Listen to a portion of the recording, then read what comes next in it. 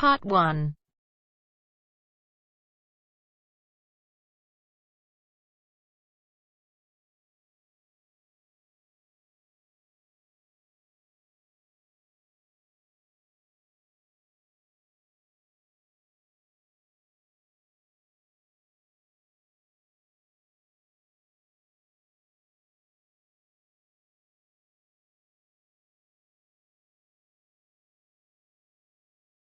You will hear two people talking about the towns where they grew up.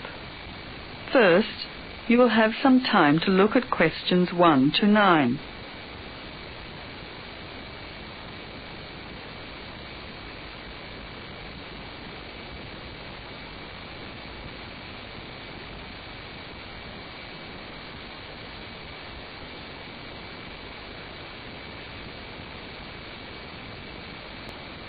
Now we shall begin. You should answer the questions as you listen, because you will not hear the recording a second time.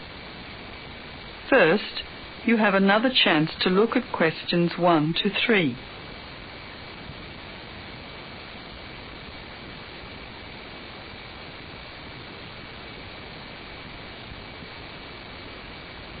Listen carefully and answer questions 1 to 3. Time goes so quickly. I can't believe that I will have been here for 5 years on Saturday. That's a long time. Where did you live before that? I lived in a small town about 150 miles from Perth on the southwest coast of Australia called Albany.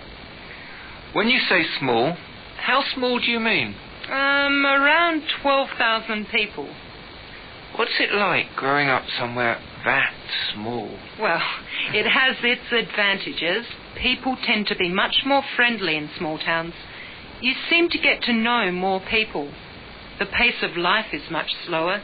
Everyone seems to have more time to talk, and generally the lifestyle is much more relaxed. On the other hand, small town life can be pretty boring. Yeah. Obviously, you haven't got the same range of entertainments available as in the city, and unless you want to go into farming, you have to move elsewhere to look for a job. So, farming is the main industry then? Well, actually, no.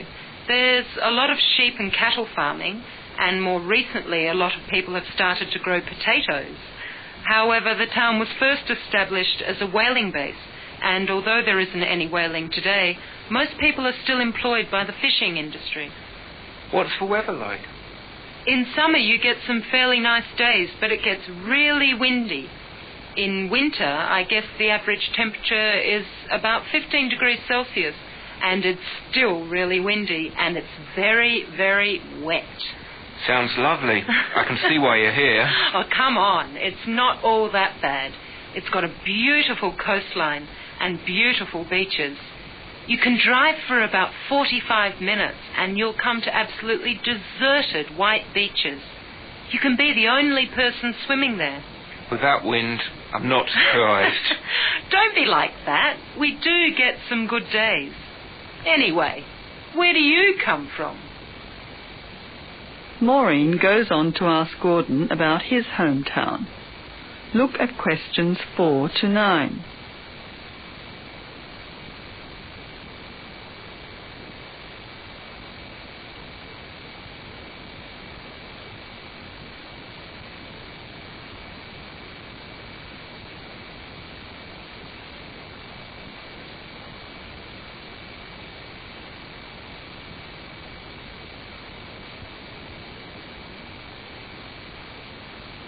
Write the answers to questions 4 to 9. I come from a town called Watford, about 17 miles from the centre of London. Is it a big town? Not really. It has a population of around 80 to 90,000, but the whole area is built up, so it's hard to say where Watford finishes and the other towns begin. So did you enjoy living there? Well, being so close to London has advantages. You get the latest films and music. There's always something going on, and there's such a wide variety of different people and cultures that it's difficult to get bored. Of course, all this has its downside. The cost of living is so expensive. and most people can't really afford to go out very often. So, although the entertainment is available, you've really got to have a lot of money to enjoy it. Another problem is, like most big cities, there's a lot of crime. And there are areas of London that are, very dangerous. Gee, well, what about the main industries in Watford? Well, a lot of people commute into London, but there is also a lot of local industry. Before desktop publishing, Watford used to be the centre of the printing industry in Britain. Also, there used to be a big factory manufacturing helicopter engines, but that closed down about 2 years ago. Nowadays, I suppose the biggest industries are electronics and light engineering. I suppose that it gets a lot of snow being in England. Not really. Usually snows once a year, and that rarely lasts for more than 2 or 3 days. The weather's mainly cold and wet. Sometimes you get a light rain and it lasts for weeks. It's a bit like Albany then. Is there anything you particularly miss about living there? Well, near to my parents' house there's a large park. It must be about 10 square miles in size, and it has a canal and a river running through the middle of it. Some good walks, you can go fishing, and sports facilities. Sometimes I miss that. Would you like to go back? I don't know. I'm quite happy here at the moment. I like the weather. It's great to get up in the morning and know that it's going to be sunny. Yeah. What about you? Probably, but not for a long time yet. At the moment I enjoy the excitement of the city. My work and most of my friends are here, and it is nice to know that there are so many facilities available. However, I think that Albany might be a good place to retire to. It's safe and easy to make friends there. Yeah, I'm going to be here for a while too. I've just signed a new contract for my job, which means I'll be living here for at least an... That is the end of part 1. You now have half a minute to check your answers.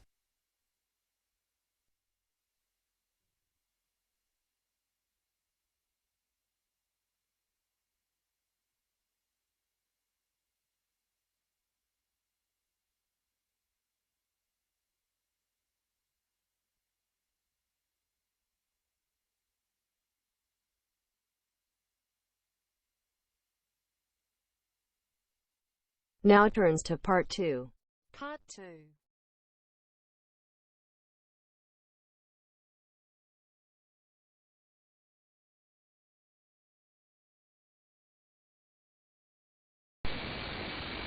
You will hear a presenter giving information about the site of an art and music festival.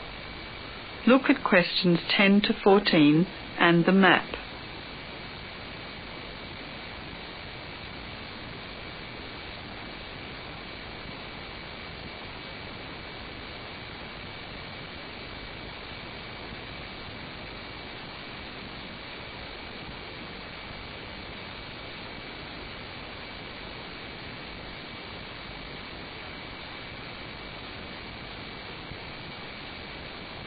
As you listen, write the appropriate letter from the map next to the facilities stated in questions 10 to 12 and write down the answers for questions 13 and 14. Good afternoon. I'd just like to make a few announcements before the first performances begin at this year's Hetherington Art and Music Festival. Firstly, a short guide to some of the more important places on the site. There are 3 stages. Stage 1 is the main stage and is where I'm speaking from now. Stages 2 and 3 are opposite each other to the left and right of the main stage. The first aid post is located directly behind me and to the northeast of the main stage. The organizer's office is next to the rear entrance, and this is where lost children can be reunited with their parents. In front of this office, you will find 10 public telephones. These telephones can only be used to telephone out. They will not receive incoming calls. Toilets are to be found in all 4 corners of the stadium site. If you lose anything, you should make a report at the security post next to stage 2. Remember to visit the souvenir stalls in the car park in front of the main entrance to the stadium. If you want to leave the stadium for any reason, please remember to keep your ticket with you, as you will not be readmitted without it. While on this subject, to make exit and re-entry simpler, could everyone leaving the site use the main entrance at the other side of the car park leading onto Gladstone Road? This is to allow performers easy access to the site through the rear gate behind the main stage. Most importantly, when leaving the area of the stadium, try to keep as quiet as possible so as not to disturb our neighbours. We have already been warned that we'll not be given permission to hold the festival next year if there are complaints from local residents. Now the presenter goes on to explain the evening schedule. Look at the entertainment program and questions 15 to 19.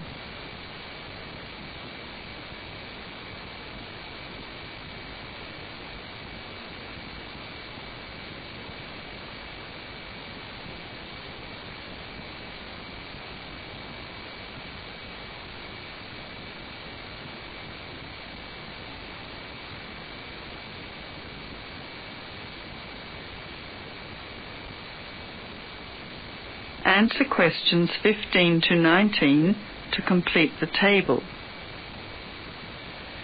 Now that I've got the official announcements out of the way, I'd like to tell you about tonight's programme.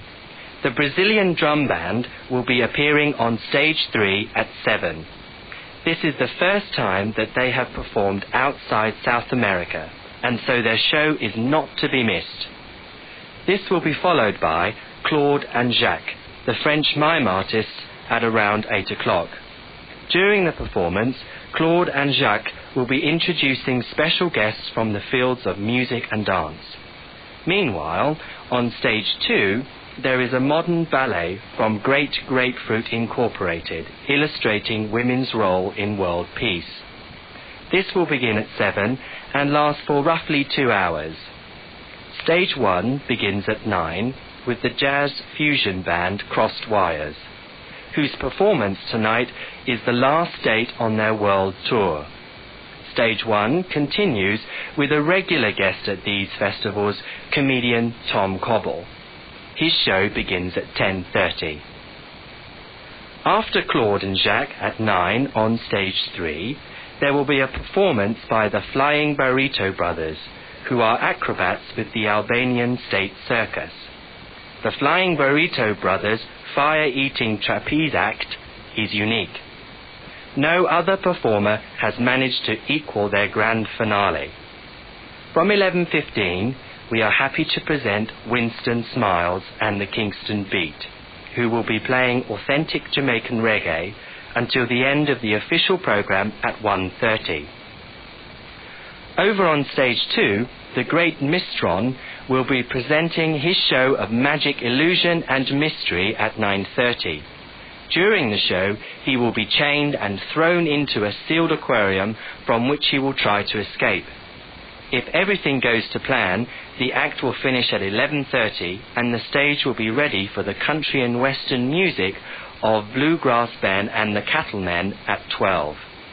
This act will be the last on stage 2 tonight. After Tom Cobble on stage 1, we have tonight's main attraction, the Prophets, who will be performing in public tonight for the first time since they broke up 5 years ago. The news is that they are back and they will be presenting a show including both old favourites and songs from their new album, which is to be released in September. They are expected on stage at midnight. After the official programme has ended, there will be a number of side shows taking place. That is the end of part 2. You now have half a minute to check your answers.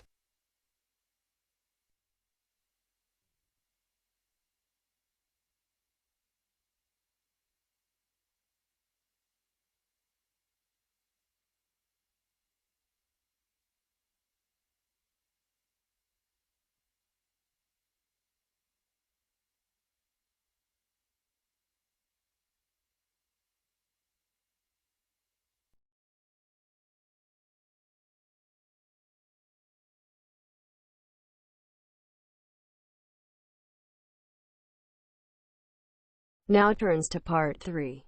Part 3. You will hear two students discussing a survey they have to write as an assignment. Look at questions 20 to 25.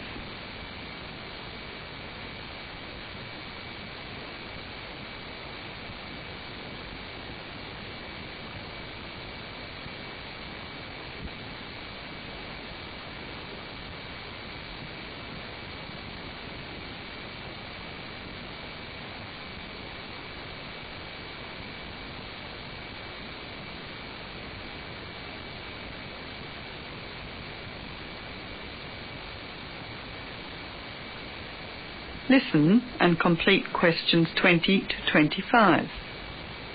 How is your market research project going, Frank? Very well, actually, Teresa. I've just got the results of the survey back, so now I've got to draw some conclusions from the information I've collected. That's good. I'm still writing my questionnaire.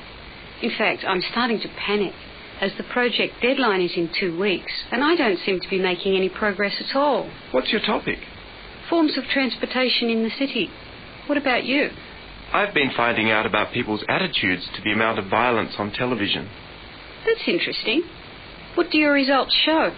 Well, as I said, I haven't finished writing my conclusions yet, but it seems most people think there's a problem. Unfortunately, there's no real agreement on the action that needs to be taken. Nearly everyone surveyed said that there was too much violence on TV.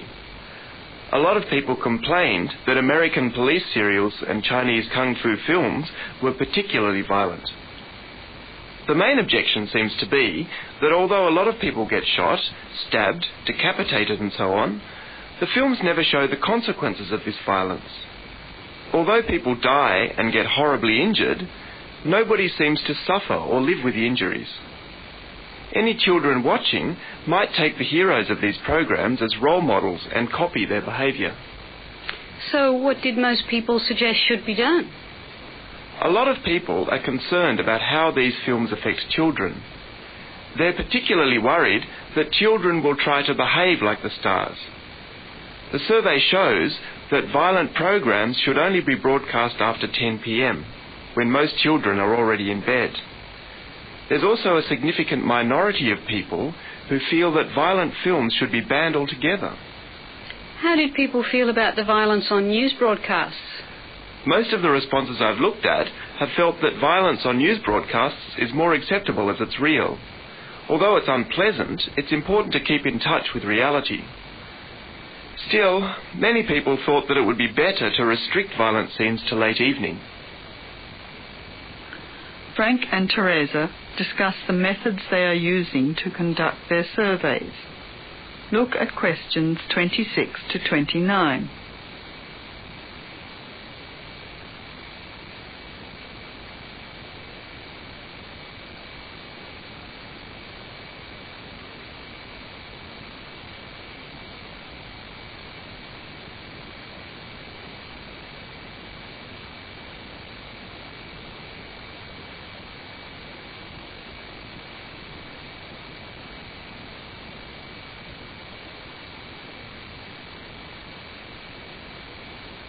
Listen and complete questions 26 to 29. Your survey sounds very good. How many people filled it in? I gave out 120 copies and I got 70 back.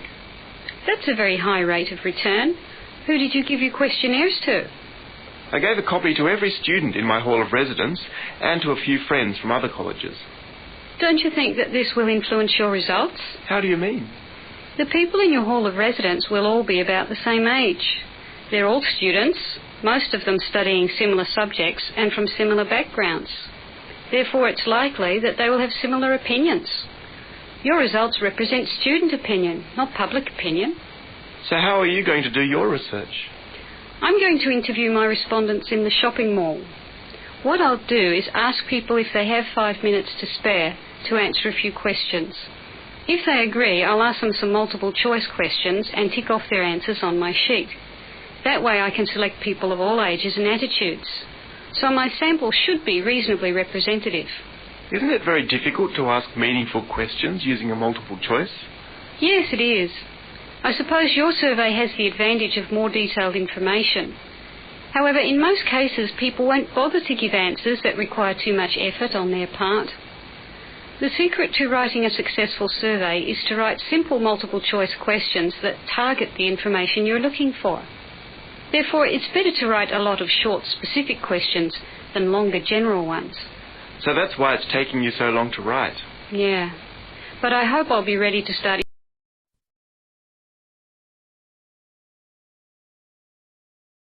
That is the end of part 3. You now have half a minute to check your answers.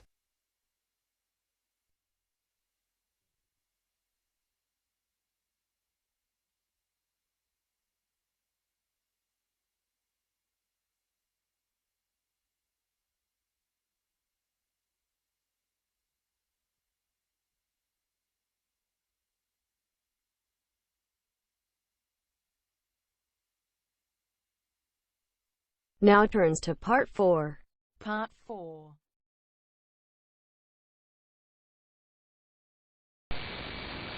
You will hear a lecturer giving a lecture on quality control. Read a summary of the lecture made by a student and look at questions 30 to 35.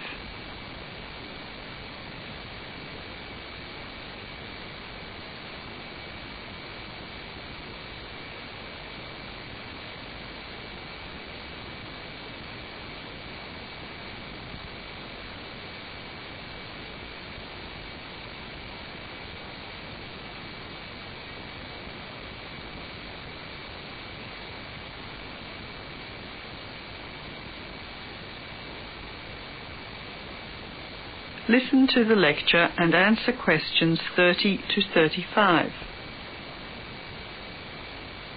Good morning, ladies and gentlemen. Today's topic in our series of lectures on the stages of the production process is quality control.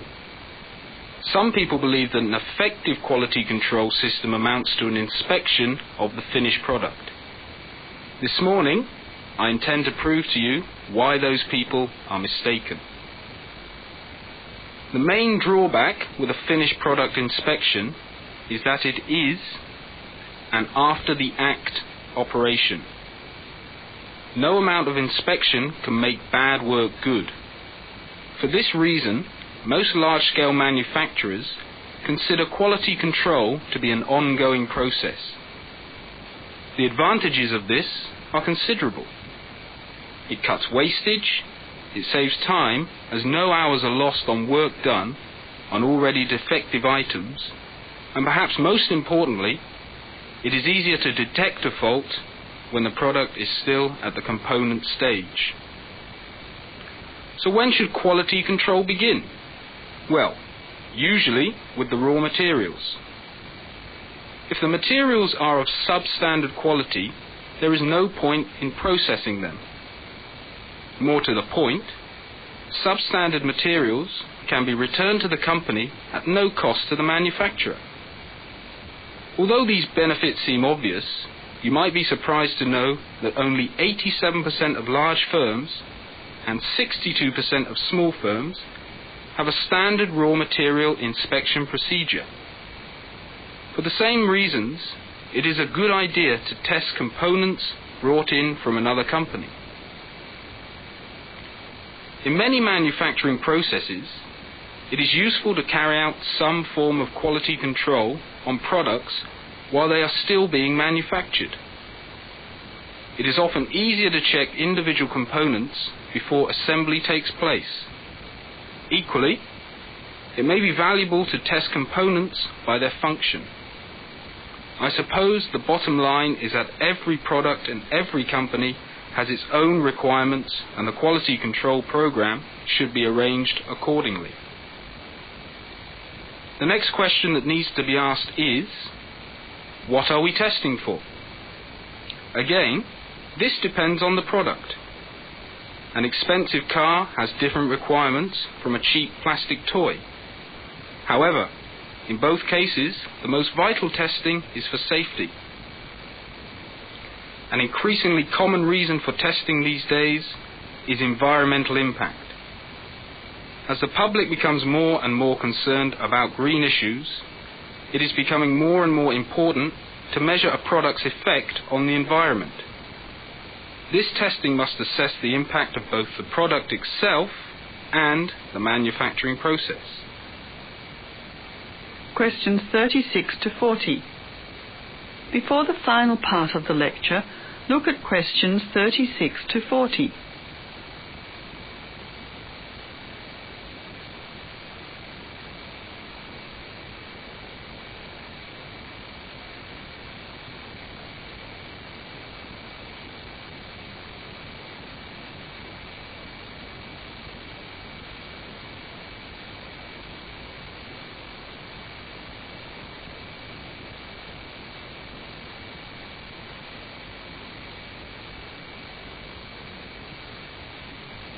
Answer questions 36 to 40 according to the information given in the lecture. This brings me to my next point: standards. Of course, standards imposed vary greatly from country to country and industry to industry. However, 87% of all companies in Australia do have written quality controls set out. 80% of these are developed within the firm. These standards are nearly always based on guidelines set out by one of the major control boards. 65% of these companies have adopted standards in line with SAA, Standards Association of Australia, while a further 22% use standards set up by individual trade or industry associations. Only 23% of firms have a set of standards which adhere to international requirements. This 23% represents some of Australia's major exporters. So, who is responsible for quality control? Well, again, there is no one answer. Companies place different levels of importance on quality control. A recent survey tried to find out who usually takes charge of the quality control function. It was discovered that 18% of top management were directly responsible, while 56% of middle management and 26% of quality control personnel oversaw this function within their company. It seems that most manufacturing industries see quality control as a middle management task. The final thing I want to do this morning is to consider the effect of releasing undetected low-quality items. The manufacturer stands to lose a great deal through direct loss of custom, through possible further loss of custom and goodwill when word gets around that the quality standard is unreliable, through the cost of dealing with and compensating the customer who has complained, through the need to maintain higher replacement stocks and a large repair force. In conclusion, quality control is a vital part of the manufacturing process, helping to ensure that Australian products remain competitive in the... That is the end of part 4. You now have half a minute to check your answers.